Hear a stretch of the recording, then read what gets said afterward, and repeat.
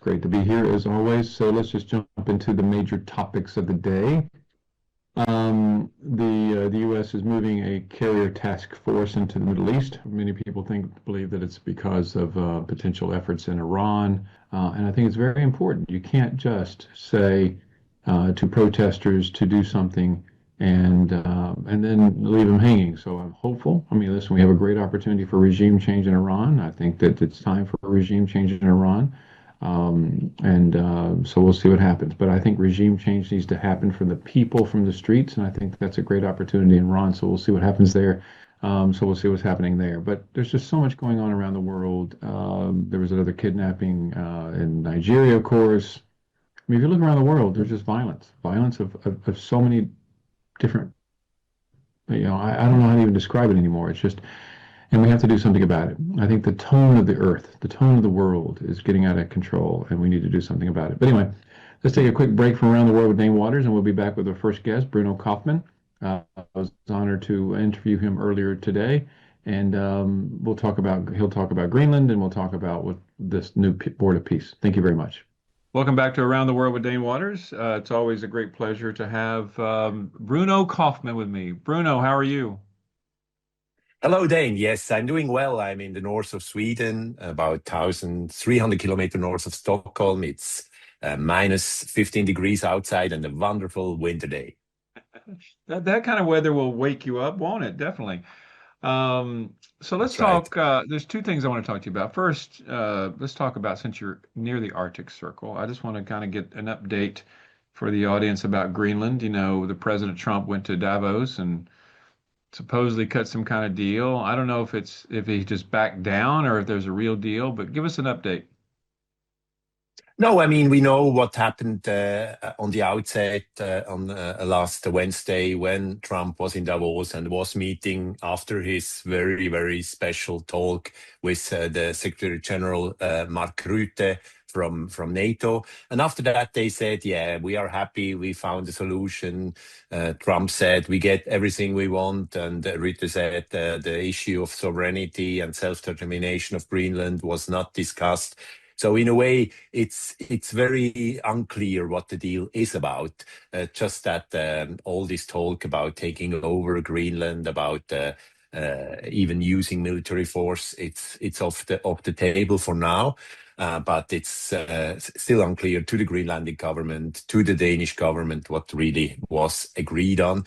I'm a little bit thinking that they didn't really agree on any deal, but they just found a way to finish all this incredible pressure and talk, which nobody really outside the Trump administration could understand why this would make sense.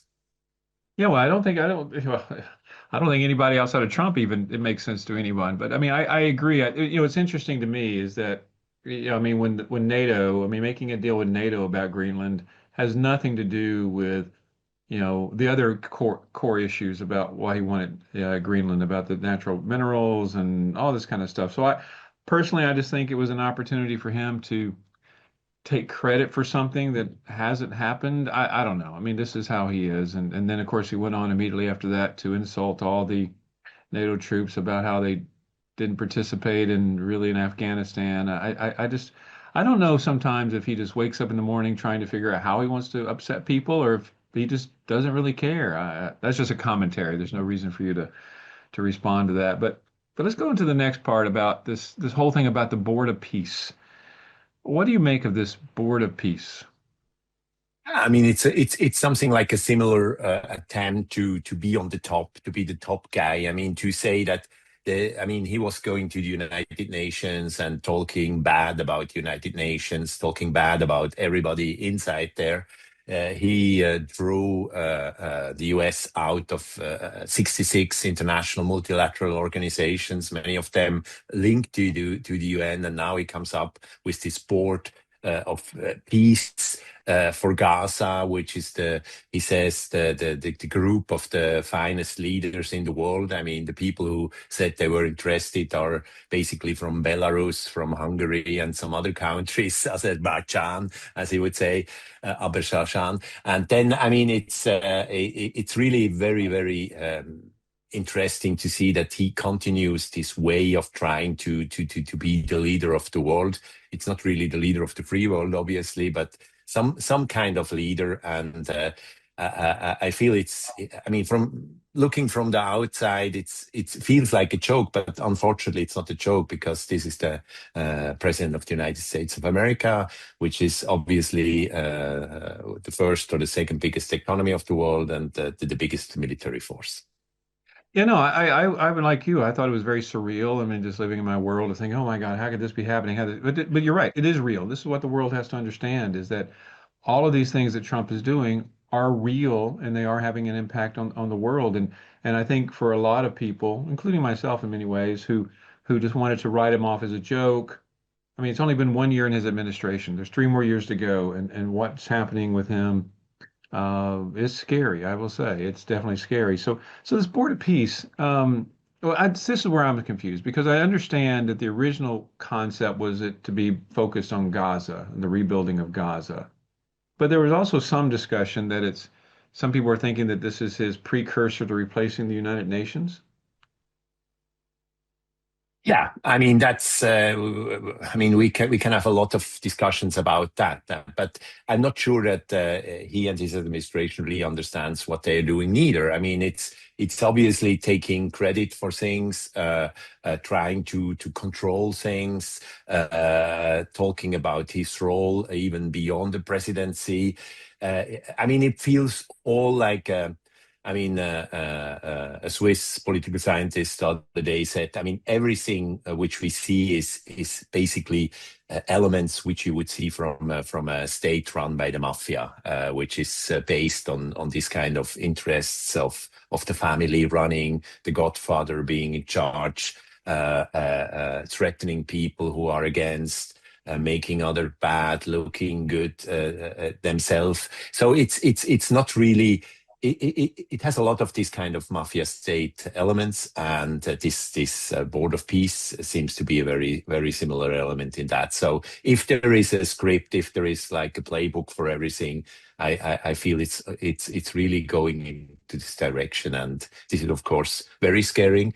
It's very unsettling, but at the same time, of course, it also creates a lot of like counter forces, and it wakes up people. I mean, this is really sometimes the good thing. I mean, looking into Greenland just now, I mean, the Greenlanders really arrived in this world in a way which they didn't wanted to, but now they do, and they have to take responsibility. They have to understand what they are doing, how they can develop as a country and as a society. So all these things are, if we look into the maybe from a few years ahead, it's in the best case, it's a wake up call to many people.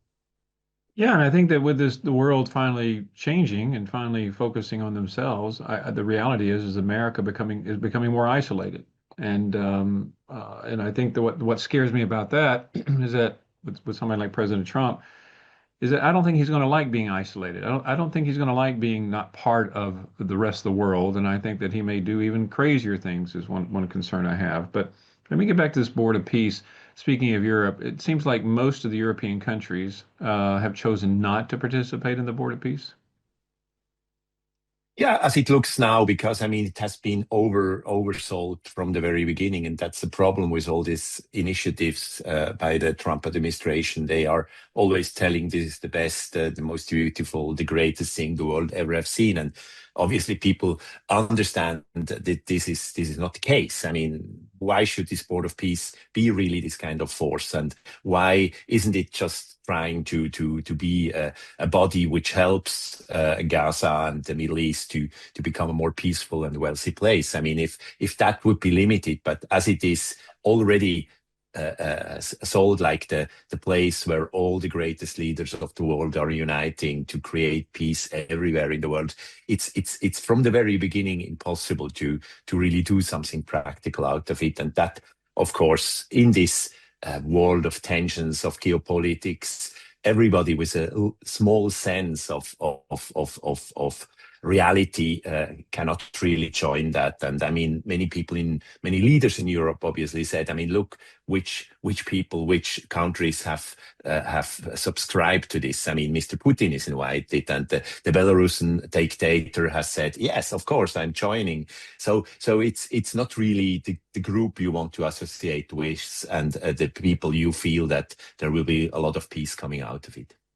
Yeah, I mean, I think the point about Putin and Lukashenko is very important. I think that people have to understand that I don't know.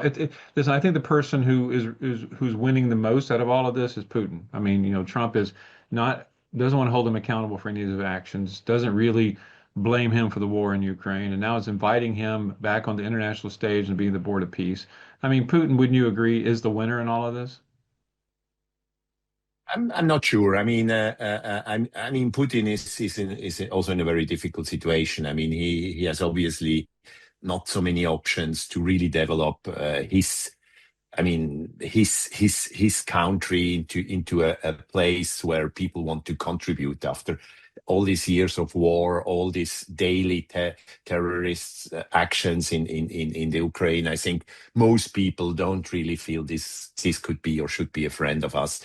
So I'm not sure that this will really help. I mean, for Putin, because he's not free to travel. His people really don't can say we do good things in the world. I mean, it's just the daily proof that even if they maybe talk a lot in this same sense, they will not be able to do that. So and within the regime in Moscow, of course, everybody looks also forward now, and I feel a little bit that he has become a lame duck. So I'm not sure that he has a great future, and even this board of peace will help him a lot. No. Yeah, well, he may be a lame duck, but the reality is, if America is not going to, what's going to be interesting is after this war ends in Ukraine, is he held accountable, for the war crimes? I mean, that's a whole different conversation there. But as far as the Board of Peace, I mean, one thing I found interesting is that in Davos, then you had Jared Kushner up there making a presentation about the restoration of Gaza, talking about 180 sky rises, I mean, high-rise buildings and all this kind of stuff. I mean, it's weird that on the international stage, you have his son-in-law, who is a real estate developer, talking about the future of Gaza. I mean, they've turned Gaza now, and Trump had said this a long time ago, but they've turned Gaza basically into a real estate deal. And they haven't talked about the underlying peace issues, the underlying issues about, Palestinian autonomy. I mean, what do you make of the plan for Gaza from this Board of Peace? Hard to say. I mean, I don't really see a plan. I see some ideas. I see some projections of their own thinking. I mean, uh, Trump talked for many years about Greenland as a real estate business, and now it's Gaza. I think it's just their idea of. I mean, the ways these guys are thinking about politics, about government, is basically coming out from the real estate business tradition, and now we see that projecting into the Gaza case, and I mean, bringing in money, making money out of it. I mean, that's their idea of doing it, and I just don't see a lot of realism in it that it could work if you don't talk. I mean, to the people. I mean, in that way, Greenland, Gaza are similar examples that you see that there's no idea about the people there. There's no name. You don't talk with the people there. I mean, Greenland was again in Davos called a piece of ice. And Trump was so fascinated about his notion that he was then talking about Iceland four times instead of Greenland. He lost himself in that, and Gaza could be a similar thing. I mean, he thinks about the Casino Riviera, like Atlantic City on the middle Mediterranean. So it's really a question. I mean, constructively and looking in a way forward-looking ideas how this could be solved with that. I don't see any way that could move. And probably, I mean, Trump will not be around and his family around enough to be proven right or wrong in that way. I mean, they will just say, yeah, we tried, and the people were not friendly enough, and they didn't see the grandiosity of our ideas. So we don't do it, and that's probably the case in Greenland as well. Somebody really, talk to him and say, this is not a real estate business. I mean, this you will never make money out of that. The minerals in Greenland are so hard to harvest. There are no Chinese and Russian boats around because they don't see any business in that neither. So just let it go, and get your say that you have got some deals on the basis, on security arrangements, and everything which you already could have done without all this craziness about taking over Greenland. Yeah, no, it's just crazy. I mean, I think that we've talked about this, and I've talked about it many times on the show that Donald Trump, President Trump, looks at things as everything like a real estate deal. I mean, it is the world is a giant piece of real estate for him. He doesn't care about democracy, doesn't care about freedom, doesn't care about the people. He really doesn't care. I mean, if you look at his real estate deals in the past, where he just evicted people, kicked people out to build a building. I mean, the people in Greenland and the people in Gaza, he really, sadly, just does not care about the people. He cares about, hey, how I can make money, how my family can make money.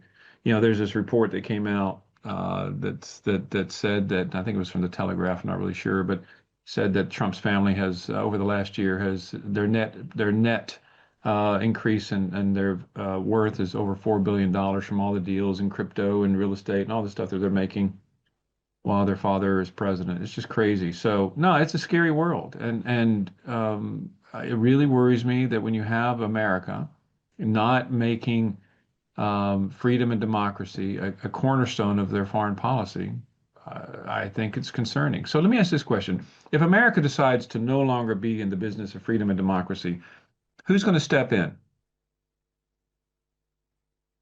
I think Mr. Carney's speech in Davos was quite telling, that he was talking about this rupture, that you don't have just these big superpowers who are running the game. It's time to for all other countries, especially the middle-sized countries with some capacities, to step in and to really make their contribution and to work for the good and to agree on the global level about that. As long as you have the superpowers, the biggest powers run by elderly autocrats. So I absolutely feel that even small countries like Switzerland and Sweden, they need to change their approach to international politics. They have to be much more active, much more contributing, much more sharing. I mean, this costs, but what we have seen in recent years is that many of those countries, they pulled out. They took away a lot of money from international cooperation. They are taking away money from local democracy support. I mean, in Sweden, the government, they even cancelled an important international body, the International Center for Local Democracy, based on Gotland, which have been very critical for municipalities around the world to develop democratic features. And Switzerland pulls out from many countries in Africa. This is the wrong way to react to that. I mean, to go back and feel yourself a little bit safer, and saying this big power games is nothing for us. No, it's in contrary. I mean, we as Democrats, we as small country citizens, we have to take our responsibility as much, and we have to work together with other countries. The EU is obviously important, but we have other countries like South Korea, Japan, Taiwan, countries like in the southern African part, like South Africa, Namibia, Botswana. These are the countries now which really feel and see how important it is to protect and develop democracy. And I hope we are managing to survive this very critical phase in world history. I think it's a very valid point too. I think that there's an opportunity here for every country because you're right. In the past, the world leaders, whether it's China and the United States and the European Union, have all kind of led the charge. But I think that with this disintegration, I will call of what's happening around the world, I think every country now has the opportunity and, in my opinion, as you said, the responsibility to stand up and fight for democracy and freedom. Otherwise, the bad actors are going to win. There's no doubt about it. Listen, Bruno, it's always a pleasure. I hope you travel safely today. Thanks for being with me again, and I look forward to seeing you again in the future. Okay. Thank you. So Thank you very much. All the best to you, Dane. it's important to understand that the world is, I mean, as the superpowers around the world diminish their involvement in freedom and democracy, every country, including countries like Nigeria, now have the opportunity and, as I said, the responsibility to step up and to take a greater role in protecting the world. Anyway, let's take a quick break from around the world with Dame Waters, and we'll be back with our next.